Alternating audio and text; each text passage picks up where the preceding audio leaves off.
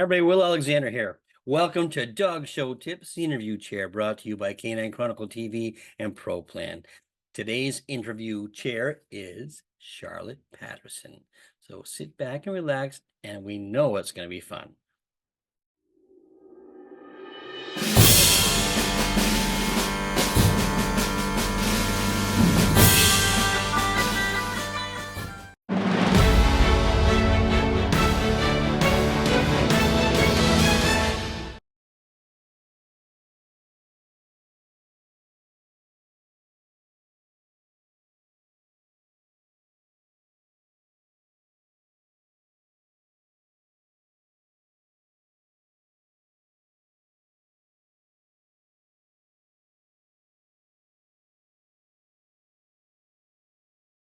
Hi, everybody. Will here with this week's interview chair, and we have Charlotte Patterson. How are you, Charlotte?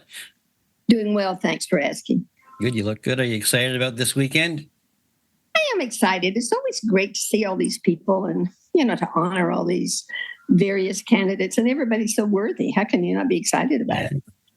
Now, have you been nominated before? No. No, this is your first And time. quite frankly, I was quite surprised when I got the news. It's always nice to be thought of, though. Yeah, you shouldn't be surprised. I just so everybody knows, Charlotte was nominated for Judge of the Year. So let's hope it works. Thank you. But it'll be fun. I'll be there to cheer you on. So Good. So we're gonna get ahead. First, how's the weather there in Florida? 82 degrees and sunny. Oh, very nice. It's sunny here too, but it's not 82 degrees. It's been very, very warm. Very warm. Yeah. Oh, well, that's always nice, though. You're in Florida, so I guess you chose to be that warm. So, well, I guess, but it's still a bit early in the season to be this warm. But, you live with what you got, babe. Exactly. All right, let's get started. Tell me, how did you get started in the sport of dogs, and what was your age when you first got started? Well, I was born and raised in Alabama. Everybody had a dog, right? Of course, you got it from the neighbor down the block, but you still had a dog. And then I moved with my husband to England, and of course I had to have a dog, so I bought a toy poodle. And how old were you at this point, Charlotte? Oh, I don't know. I was in my 20s probably. And meanest little thing in the world. Oh my God, it was a mean dog. And so then, the years progressed, and Edward was in the CIA, and so we moved from place to place, and, one dog led to another. I had a German Shepherd. I had another poodle. But when we got back to the States, I went to visit a friend in Fort Clinton, Ohio, and there on her couch was the cutest dog I'd ever seen. And I said, "What's that?" She said, "That's a Chinese pug." And I knew then that was it. So we purchased this little dog for $150. And that's the beginning of having more pugs. What year was that, approximately? Oh, I got my first pug in 1969. Okay. A long time ago. The breed has changed a lot in those years, for the better. So carry on. Where did we go from here? Well, I had this little dog, and then I decided that I probably should do better than that. So we went to some breeders in Maryland and bought a bitch. And it turned out she was well bred. So we went from there and bred a litter and went to a dog show, and somebody told me this. The very first dog show, it was a match I went to at Rock Creek, and Dawn Vick was judging. And I put my precious little girl on the table, and she said, just like everybody told me to do, and she said, "May I see her bite?" And I said, "Oh, she doesn't bite." It was the very first time I was ever in the ring. Needless to say, I didn't win, but she was very kind to me. That's and good. Then, you get hooked. And of course, you start going to shows, and you start having fun, and you start meeting people, and join the Pug Club of Maryland. And then, it just is one of those things. And then went on to be very, very active in my parent club. I was president for like 12 years of the Pug Club of America. And Edward, of course, judged my late husband. And after we handled dogs for about, 10, 15 years. You're skipping over a lot of things here. Oh, am I? Yes. Handle dogs. How did you start handling dogs? You went from "no, my dog doesn't bite" to being a handler. Well, we just started going to lots of dog shows. And then, somebody would say, "Oh, I can't go to so-and-so this weekend. Will you take Snookums?" So we took Snookums and started having some good luck. I think our handling skills improved considerably. And before we knew it, we were taking 2 or 3 other dogs. And then before long, we decided to take 3 or 4 other pugs that belonged to other people. And it just grew. It was one of those things that grew. So we decided we should buy a motorhome. So we bought a motorhome. And the first circuit we went on was the old New England circuit. And talk about being hooked. That was probably the biggest thing in my life at the time. We went to all these gorgeous old New England homes, and we had 3 or 4 pugs with us, and we did very well. Met some what I considered to be very famous people. Jane Forsythe, I remember Jane, and we did that for a number of years, and we became more and more successful. And a lot of different breeds. One of my favorites was a soft-coated Wheaten Terrier, and it was owned locally. And every weekend when she picked her up and we got home, she always paid us in cash. Now, in those days, you were charging $25 a day to handle a dog. So she would always peel off these 10s and 5s and pay us in cash. So one day I said, "That's very strange that she always pays us in cash." And so one of my kennel club members said, "Well, don't you know she's the stripper down at the Green Frog?" Of course, I said, "Edward, go home. We're laundering this money right now." So, but we handle lots of different breeds, and it was just one of those things that it just sort of grew and grew and grew. And finally, we had like a 36-foot motorhome with 10 or 12 dogs, and went to about 100 shows a year. Oh, wow. And then one day, Edward said, "I'm tired of driving a motorhome. I'm tired of loading and unloading crates. Let's judge." And I said, "I don't want to do that. I like what I'm doing." Well, he didn't. And obviously he won. And at that time I was handling pugs for Mrs. Isabel Robeson. She was not happy. But anyway, we put in for judging. I was very fortunate. I got the toy group.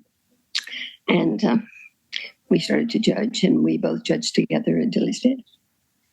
And I'm still judging today, 34 years later. Through all this, when you first started with your pug that you first met, not the one that didn't bite the judge, but the next one, did you have a mentor that guided you throughout this? Not really, because in those days, I don't think it was at that level that it is now. People just went to dog shows and showed their dogs. And you would talk to other people and you would look at your dogs, and most of the time you'd think your dog was better anyway. So, and Edward was very, very good. He was a good dog man. He had a good eye. And we sort of muddled through together. We did some horrible mistakes, I'm sure. The first major I ever won was under Robert Reedy. And he was so kind to me. And I thought, "Oh, I love this man." But there have been a lot of judges over the years that have been very, very kind to me. And that's my aim. One of these days, I want somebody to say I was kind to them. You've always been kind to me. Well, that's what it ought to be about. It's all a learning process. Exactly. People start off not knowing much, and then they have people to help them along the way. And that's exactly what happened to me. Do you remember your first assignment? Oh, yes. Pensacola, Florida. And that day I did poodles. And I had Dennis McCoy in my ring. And I'd had everybody making triangles. And when Dennis came up, I said, "Sir, make a star." And he said, "Jewish or American?" I remember that so definitely. It was so good. I said, "Your choice." But that was my very first assignment. Wow. I of course I was scared, but it was so exciting. Yeah. It's like when you win your first point or when you judge your first, the moment is just so thrilling that here I am looking at these dogs making decisions. And that's the way it ought to be. It ought to be enjoyable. It ought to be fun. You ought to be caring about what you're doing. At least that's the way I look at it. Now, how old were you when you first started judging? That would be telling my age, which I'm certainly not going to do. So that's an improper question. You can give me a roundabout? No. No. So maybe moving on. Okay. So you judged, that was your first assignment, Mhm, the Dennis and the mhm. Star pattern. Um, you must have a lot of memorable moments judging Oh, dogs, though. I should write a book. I You should. really, really should write a book. But, that's the fun of it. You can do as much or as little. I always say to people getting started, you can go to a show every weekend or you can go once a month. Right. And that's the fun of it, is to enjoy what you've got, enjoy your dogs, enjoy the people that you know, enjoy that part of your life. Now, did And Edward that's, start in the toy group as well? yes, And so you're both toy judges to start with, then. right. That's right. We're both very fortunate. We both judged the garden, and we both did our national specialties. And I'm a lucky woman. I'm very, very fortunate. Well, I want to know more about your assignments. Want to know. So you don't talk about dogs that are still being shown, but some dogs that you've judged over the years, even some that Uh, you haven't judged that you wished you could have or had been a part of. I loved Mick. I love the terrier group. I'll have to admit, I'm a sucker for the terrier. And I loved Mick. I loved his presence. I loved his carriage. He exemplified to me everything I would want in a Kerry Blue. I adored that dog. And I did Kerry Blues at Montgomery one year, and I had a lovely entry. And I put up an Irish dog, and it was thrilling. It was just thrilling. Um, I was at the garden the year that Kiss Me Kate was the number one Wow. dog, and she got beaten the breed. And I was stunned. I thought, how could that happen? Of course, you find out all sorts of little secrets as time goes by, but I was stunned. And I would have thought, I would have loved that opportunity. I remember one day being in the ring in Houston, and Michael Kemp had won the terrier group. And Michael, as you may know, was a talker.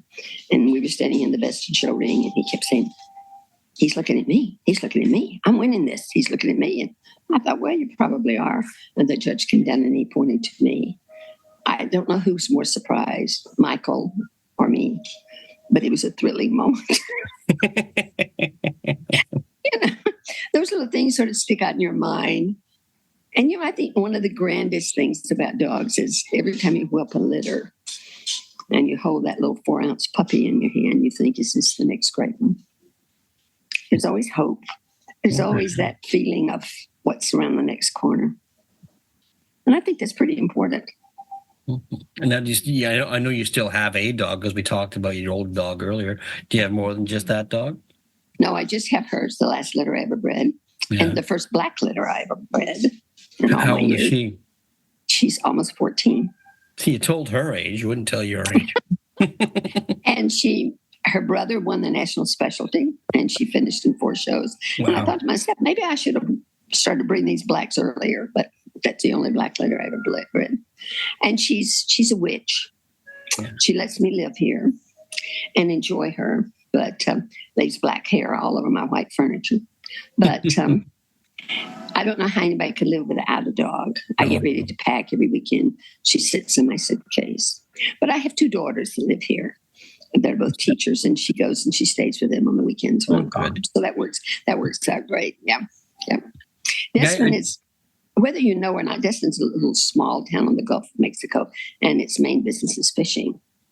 And they have lots of charter boats. So it's a regular population, about 6,000 people.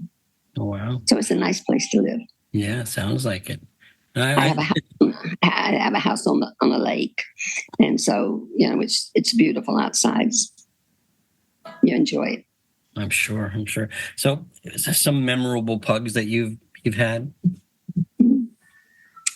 Well, of my own, I had a bitch I bred. Her name was Champion Fatal Attraction, and we called her Glenn. She's probably the best bitch I ever bred.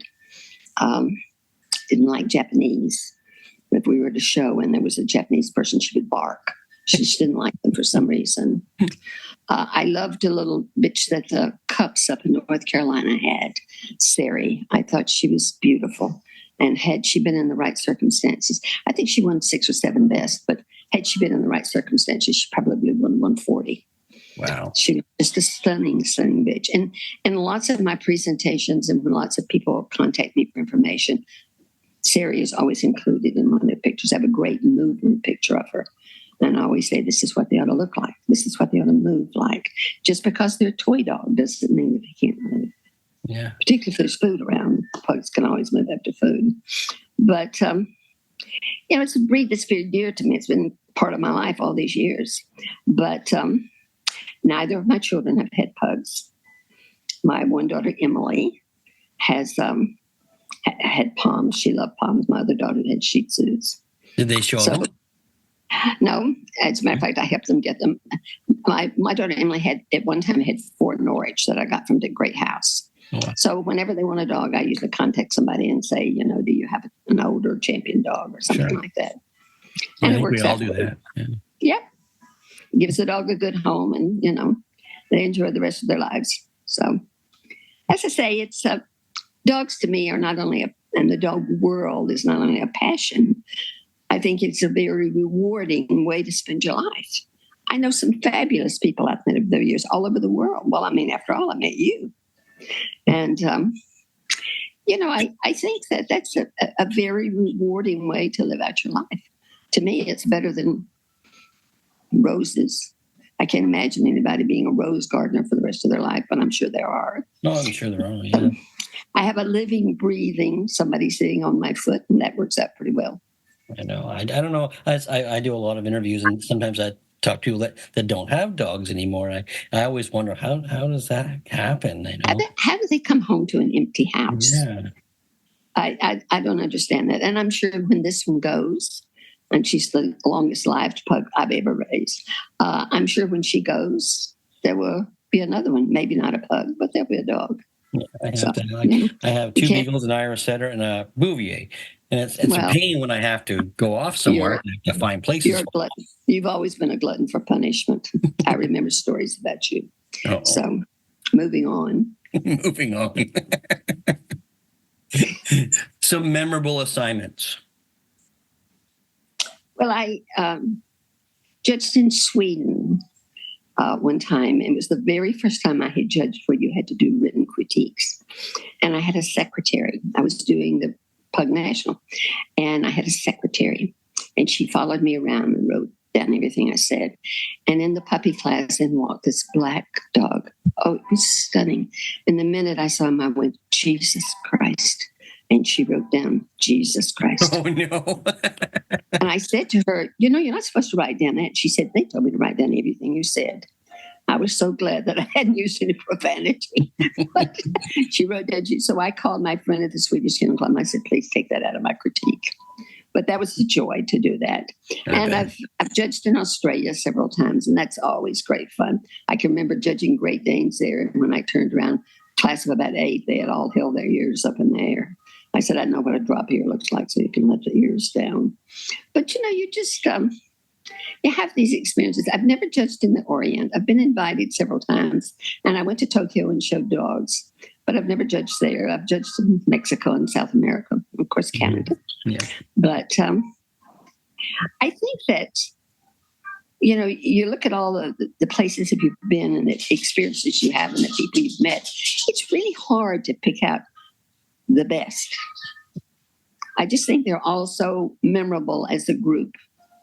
And then the people that you meet that sort of stick out in your mind. I can remember one time when I was judging in Sweden and I got through and this lady said, are you tired? And I said, yes, I am. She said, come up here, I'll give you a foot massage.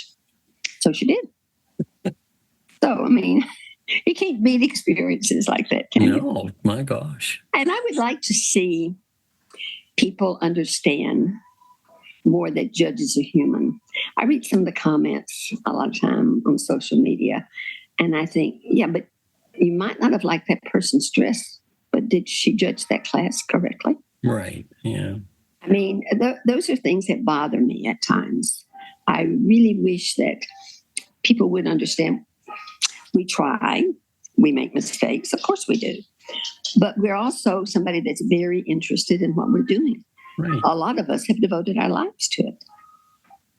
I agree. And I think that's what people lose sight of sometimes. They think, oh, they get paid, they do this. You take a 3-day weekend, that's 5 days, 2 days worth of travel, 3 days worth of judging, and you're not making any money. My accountant wonders why I do it. But I mean, it's just probably something that a lot of people don't realize what it means when you stand out on concrete and judge 175 dogs in a day. Oh yeah, it's I And just you do started it. judging, and it's exhausting. It's a different It kind of is exhausting. exhausting, but It's not only physically, it's mentally exhausting because your brain should be in gear the whole time. You're comparing, you're remembering, you're making decisions that in some ways will affect breeding programs, that will affect whether or not that person ever goes back to a dog show. So, I think judging is a huge responsibility. it really is. I think that people sometimes don't take it as seriously as it should be taken. I think that they need to understand the weight of it. That's my soapbox for the day. So staying on that topic somewhat then, if someone came to you and said they would like to be a judge, what advice would you give them? Well, I don't know if you remember, there was a judge in North Carolina. Her name was Wilma Hunter. No. And I did ask her one day, and she said, you have to have the skin of a rhinoceros. You have to have the what? The skin of a rhinoceros. Oh. Be really tough. And I can remember her saying that to me. And years later, I thought, she's right. Because it's a lot of times you're in a situation where no matter what you do, it's not going to be right. It's not going to be wrong. And at the end of the day, you're only going to make 3 or 4 people really, really happy. So you have to understand that, not only are you going to get praise, you're also going to get criticism. And I think sometimes judges get hung up on the fact of trying not to be criticized and trying to do it right all the time, that they don't enjoy what they're doing. And they should. Yeah, I agree that they look anxious out there. You talk to them afterwards and they just were so nervous about the whole thing. I don't see how that's any fun. So. Or they talk about that their feet hurt, or they wish that it didn't like lunch or something like that. I mean, if that's the way you feel about it, why do it? Yeah. A lot of work, as you have found out. But, I do think as a whole, and I can only speak for American judges, I think as a whole, most of them really, really try. Do we always succeed? No. Have we made mistakes? Of course. I certainly have made my share. But I think as a whole, we as a group work hard at it. Mm-hmm. I agree. I think the education system down there is very good, and they only want you to succeed. So. Well, now everybody, of course, is all up in the air about this recertification test. I haven't taken it yet. I'm sure I will soon. But I think those things are really good. I talked to Sarah Teagan years and years and years ago. Oh, sorry. And I said to her, there ought to be some way that judges have to be recertified, or they have to be something. And this was probably 30 years ago. And she agreed. And I think now it's happened. We're all going to be recertified. And I think the new course that's come out about child abuse and being able to spot it and help, I think that's a big step by the American Kennel Club to say, okay, fine, we're going to help. We're going to get involved in this. And that's what we should all do, is get involved, not only with social media, but get involved in our sport. I think judges should still show. I don't think they should special dogs, but I think they just need to go in the ring sometime and go reserve when they think they should have won. Well, I still show my dogs, and I think it's really helped me. It's kept things in perspective. It really has. Mm-hmm. So. I agree 100%. I certainly do. And I noticed that several years ago, you interviewed Bob Dawson used to be in the Philippines. He's now in Bangkok. But I mean, he bought a pug from me years and years ago, and we established a relationship, and we still talk back and forth on Facebook. Well, he's a wonderful man. Yeah. Oh, he's great. And he's a wonderful judge. I wish we saw more of him here in the States. Yeah, we used to see him quite a bit in Canada. I haven't seen him for a while now, but I always enjoyed his time. I always enjoyed when you were up here. So, well, you were fun. I remember the show that we did. I think it was the Whitney show. It was over Halloween, and all the handlers dressed up. You were stunning. You were a soldier. I remember that. I told you I remember things about you. But, and that should be part of it too. Not only your intelligence and your respect for them, but you also ought to be able to enjoy it. Yeah. I do. I know I you do. do. That's part of it. Like it's so much fun to be around you and watch you judge just because you can tell you're enjoying yourself. So And they often know when I'm not too. So I have to say that. Sometime, I was at a show recently in St. Louis, and it was just a horrible class. And two of the handlers were sitting ringside, and that one girl said, "I want to play poker with you. You've got a great poker face." I said, "Oh God, I'm sorry." But sometimes it happens to get those. I yeah, remember for one sure. time early on in my career, I did the Best in Show. I had a tiny little show, and I was standing there thinking, "These, I don't like any of them." And then there was a man standing there with overalls on, and he had an American foxhound. I can't remember his name, but apparently he showed a lot. And I gave him Best in Show. And for years until he died, at every show he would come up and say, "Here's my girlfriend." At every show, he was just the neatest sort of Oh, old fella. So put all those in a memory bank, and it comes up pretty full. that's right. You do, and it's fun to think back on those. I have so many occasions I think back that just make me smile when I'm by myself. Yeah, right, right. And don't you think a lot of times that's what keeps you going on? Oh, You remember those good times, and you remember those good people, and and some of the times that weren't so good just sort of fade away. You just keep going on and on and on. exactly. Yeah. So, It's like anyway, anything else. Now, over the years, did you have anybody? I sort of touched on this when you were first started. You have a mentor, but did you have a judging mentor? well, I was very fortunate in that I was a good friend of Connie Barton's, and Connie, of course, had worked as a kennel manager. She's been an AKC rep, and Connie gave me a lot of good advice about things to say and do and where to study and stuff like that. She was very, very kind to me and to Edward, and we stayed with her often. She was a wonderful cook, and I was very fortunate to start out with somebody like Connie. Oh, for sure. I have a And memory of of course, Connie. I was about and 10. of course, Harry Smith. Oh, Harry, yeah. of course, he said he was a pug man. He never bred a good litter, but I mean, he was I did. He loved the breed. He would have told you that himself. And Edward was in Kenya, and that's where he met Harry. And we were lifelong friends. So, and I still miss him. Yeah, for But sure. you look back at these people, and a lot of them are not there anymore, and you think what good times you had, and what you learned, and what they added to your life, and that you hope you added something to theirs. Don't you find it amazing how fast things happen, though? Like, I think about something that happened to me, and I think, well, that was just yesterday. It was like 10 years ago. So, Exactly, yeah. exactly. Well, for example, I look at my little black pug dog here, and she's all gray, and I think, how did that happen? Yeah. It couldn't have been that long ago that I had her in the ring, and then I look at her registration, and she'll be 14 in September. You know what shocks me? I'll be at a show and I'll be talking to someone that used to work for me, and I still think of them as kids, and they're like 40 years old. Well, that in itself is a frightening experience, I'm sure. Oh well. So what I asked you about what advice for a judge? What advice? But this is a tough one, especially nowadays. If a youngster came up to you and asked and said to you they wanted to be a professional handler, what advice would you give them? Watch, watch, watch. Watch the people in the ring. Watch how they treat their dogs. Watch how they put their hands. Never, ever, ever stop watching. I think you learn so much just by Oh, observing I do too. people, and I think that's how it all should start. Have something in mind you want to do, and then watch, and never ever compromise. Never in your breeding program, in your judging career, in your hand. Never ever compromise. Always aim for the best. Always. I agree. That's good. That's good advice.